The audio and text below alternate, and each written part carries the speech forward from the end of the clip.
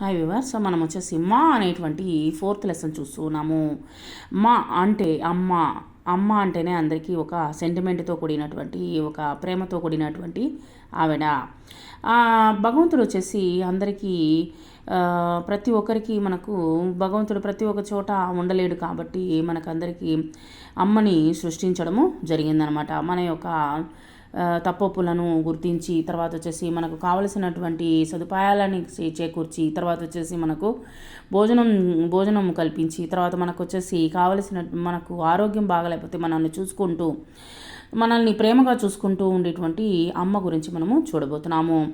మా తుమ్ కితనీ బోలీ భాలి కితనీ ప్యారీ ప్యారీ హో, దిల్సే సచ్చి మిసరీ జైసి సారే జగసే న్యారీ హో.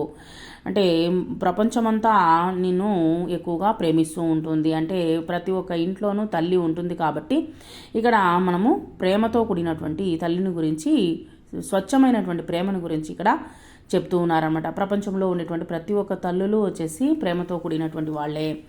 మేరే మన్ మే జోష్ తుమ్సే హీ ప్రకాష్.